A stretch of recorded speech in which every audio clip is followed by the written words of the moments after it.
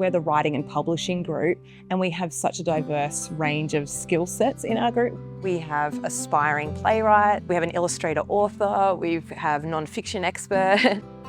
It's been wonderful for them to learn from each other, and even though they do have those different mediums, they have spoken about how they've learnt just from each other's processes. And I think it's just a nice reminder that this has been about creativity and how it can transcend all these different mediums. To work with Gab, who's just been like such a good mentor just in terms of like inspiration and come up with new ideas and how to format things out from an idea to a reality, helping us all get through our little like mental blocks. Yeah, it's just been an amazing experience to be able to pull inspiration from it and like learn a whole bunch of new things from more experienced people. Given the fact that I was at a regional boarding school, it sort of was limited in the dramatic arts. There wasn't a broad range of artists that I knew of and I guess draw inspiration from, get feedback. Being able to meet with Gab on a monthly basis was very good for that process.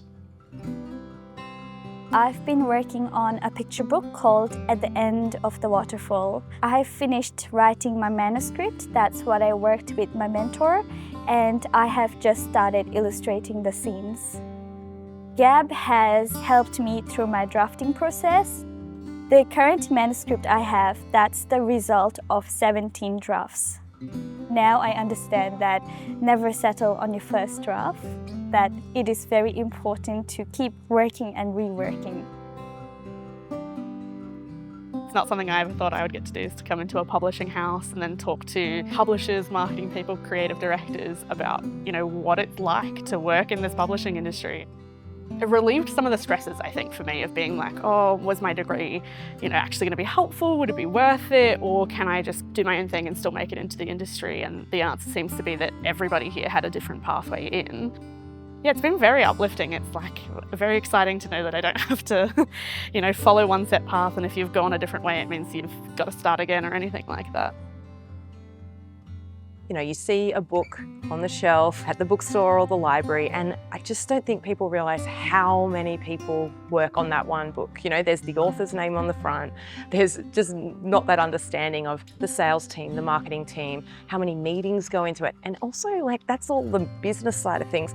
But honestly, how much care and passion is put into it. And I think they're going to be looking at each book a little bit differently now and think, wow, so many people had a hand in bringing that book to life.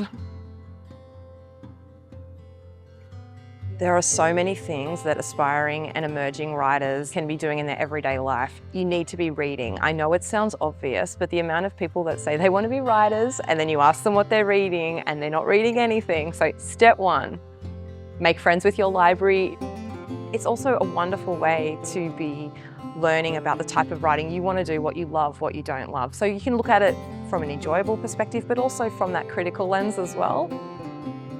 And just keep everything, even if you don't know what it's going to click for with a story these days, it might be something that you lean on 5 years from now. So write it in Word docs, in notebooks, in your phone app. You never know when you might need it. I really like that element of kind of just dropping yourself into a book or a story and then living there for a bit and then coming out of it. I really love the idea of being able to produce something that somebody else can do that with. I think that's a really rewarding thing to actually create. One thing that Gab has taught me that I've found particularly valuable is to not let any kind of failure hold you back from taking the next opportunity. I've learned from my mentor Gab that if you have a dream and there's goals that you aspire to achieve, even if you are in a regional centre and you are a young person, you have the ability to make that happen. And the first step is to put yourself out there, show your interest, and it really goes a long way in building really strong relationships with people. There's so much to write about. There's so much world that you can explore and create. It doesn't matter if it's not good, because it will get better as long as you're really passionate about it and it's something that you love. Take the time to put in the effort, I think, and make the time to put in the effort is important.